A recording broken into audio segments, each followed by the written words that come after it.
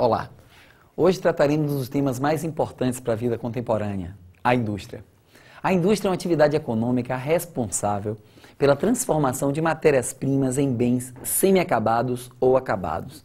Semi-acabados ou acabados é porque existem dois tipos principais de indústrias. As indústrias de base, as que produzem produtos para outras indústrias, então por isso produtos semi-acabados. Essas outras indústrias pegarão esses produtos e transformarão em produtos acabados. Essas indústrias de base, elas são fundamentais para a construção do parque industrial de qualquer país, porque ela é fundamental, ela é base, né? Ela é uma indústria de capital, de transformação, fundamental para as outras indústrias que existem. E por isso os países desenvolvidos investem muito nesse tipo de indústria. E as indústrias de bens de consumo, aquelas indústrias que produzem produtos leves, produzidos diretos para o mercado consumidor. Sapatos, roupas, enfim, carros. Essa indústria de bens de consumo leves, ela é subdividida em dois tipos. As indústrias de bens duráveis, como eletrodomésticos, produtos que duram um pouco mais, automóveis, enfim, móveis. E as indústrias de bens não duráveis, que seriam os produtos, digamos assim, de consumo imediato, como alimentos, calçados, roupas, entre outros. Para a gente entender esse processo da evolução dessa atividade econômica, da indústria, eu vou convidar o professor Ricardo Carvalho, que vai falar sobre a evolução da indústria no decorrer dos tempos, principalmente falando sobre a primeira e segunda revolução industrial, para que a gente possa chegar no hoje. Um abraço, Ricardo. É bom a gente lembrar que a primeira revolução industrial teve como centro a Inglaterra e a principal fonte de energia foi o carvão.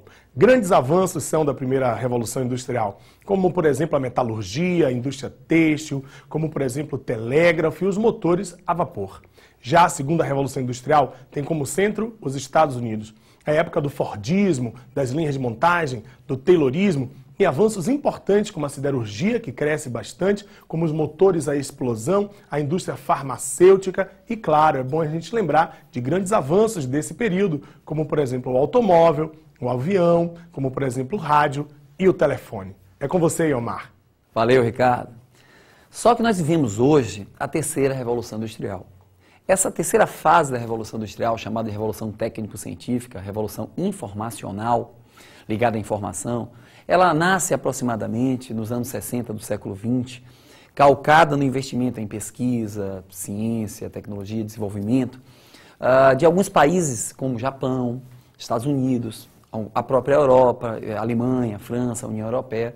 Esses três grupos de países que vão fomentar a nova ordem mundial no pós-guerra, depois do domínio bipolar. A década de 70, principalmente 80, foi marcado pelo fim dessa ordem, nascimento de uma nova ordem multipolar, calcada em três grandes blocos, vários outros existem, como o Mercosul, por exemplo, mas o NAFTA, a União Europeia e o bloco asiático, a PEC, né, comandado pelo Japão, formam os três grupos hoje, os três blocos que, digamos assim, norteiam essa nova ordem mundial. Esses grupos investiram muito e maciçamente em educação e tecnologia, criando alguns setores de ponta, setores que você não pode esquecer.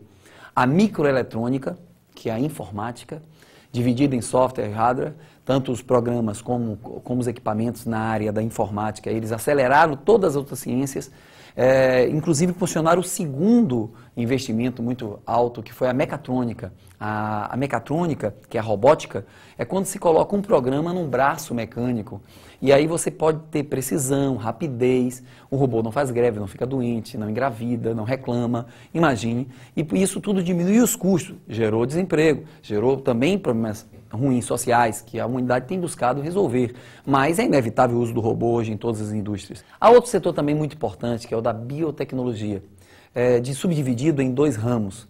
A fitotecnia, que é o investimento em desenvolvimento de sementes especiais, vinculado aos vegetais, que desenvolveu a transgenia, enfim, né, tanta discussão dos aspectos positivos e negativos dos transgênicos, mas bem atual. E por isso que é importante que você leia, se atualize, e tem revolucionado, de certa forma, a agricultura no mundo todo e também no Brasil. A zootecnia, outro ramo da biotecnologia também muito importante, que é o ramo dos animais.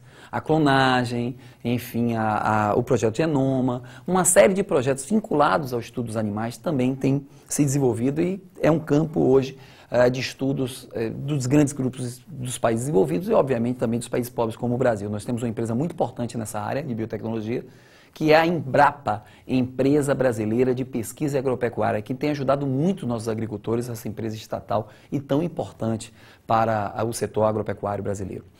Temos também o setor da química fina. A química fina, para quem não se lembra, remédio, substâncias químicas, né, que faz cigarro, remédio, entre outras coisas. A gente sabe que o advento de remédios, o domínio das substâncias químicas é uma área extremamente lucrativa e por isso é fundamental também o desenvolvimento dessa área para criar o novo mundo que conhecemos. Há o investimento também no setor das telecomunicações, o que seria do mundo contemporâneo que vivemos hoje, sem essa ponte entre ambos, né? Entre eu e você. As telecomunicações foram fundamentais para o desenvolvimento desse novo mundo que conhecemos, e sem a indústria e desenvolvimento da indústria nesse setor, o que seria desse mundo contemporâneo? E a internet? Outro setor fundamental. Hoje, boa parte das vendas nos países desenvolvidos, inclusive o Brasil, tem crescido muito através da internet. E esse núcleo de informação? A gente vai se comunicar pela internet, nós sabemos disso em nosso projeto. A internet revolucionou, digamos assim, a informação online. Ela tem mudado o comportamento, a cultura de todo mundo, inclusive aqui do Brasil. Então, esses setores de ponta, esse investimento nessas áreas, fez com que os países desenvolvidos se tornassem mais distantes dos países pobres, aumentasse essas desigualdades. E alguns países pobres, em alguns setores, também vêm investindo muito nessa área. Bom, isso criou, nos últimos anos, uma nova divisão internacional do trabalho, que vem desde o meio da década de 50 do século XX até hoje, tem se acirrado, que é essa nova divisão internacional, nova divisão internacional do trabalho.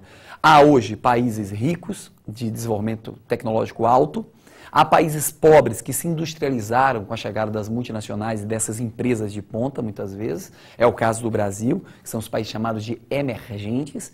Na década de 50, Brasil, Argentina, México e África do Sul foram os países que receberam indústrias e esse processo foi implantado, chamado industrialização tardia. Na década de 80, foram os tigres asiáticos que receberam essas indústrias e começaram a se desenvolver. E na década de 90, os novos tigres, como o Vietnã, a Indonésia, entre outros, a China e a Índia, são os países que vêm emergindo desde a década de 90 do século passado e criando esses países chamados hoje de emergentes. E nós temos os países pobres agrominerais, que é o terceiro grupo, os países pobres agrominerais, que vivem ainda em circunstâncias rurais, a maior parte da população trabalha no campo, ainda não há nenhum investimento industrial, a falta dessa atividade econômica coloca a maior parte deles num estado muito grande de dependência e de miséria, e por isso eles lutam para procurar se desenvolver e industrializar o mais rápido possível. A indústria foi distribuída dessa forma por esses dois grupos, países que hoje trabalham com produtos sofisticados, e os países hoje que produzem emergentes, que são os montadores, os que têm indústrias mais inferiores, e essa divisão é que norteia hoje o mundo contemporâneo que vivemos. A gente sabe que o Brasil ele passou por um processo de industrialização a partir da década de 40.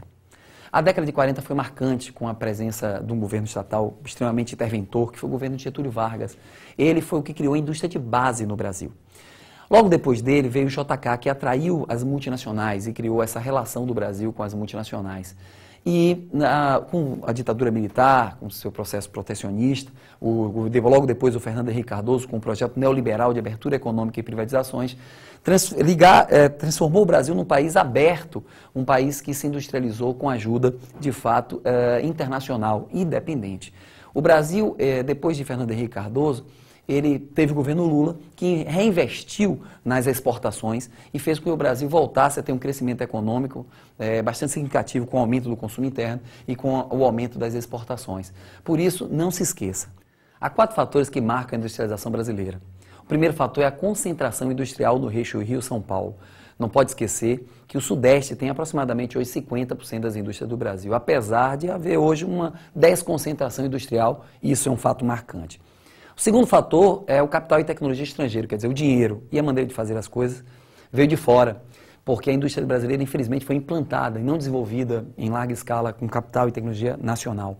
O terceiro fator é produção de bens de consumo em vez de indústrias de base. O que caracterizou o Brasil são produtos de baixo valor, roupas, calçados, entre outras coisas. E, por fim, a substituição de importações. Nós só produzimos aqui, atraímos as indústrias para produzir aqui o que precisamos, o que importamos, e não desenvolvemos tecnologia própria para fazer o que precisamos. Confio em você, um forte abraço, fiquem com Deus, estudem.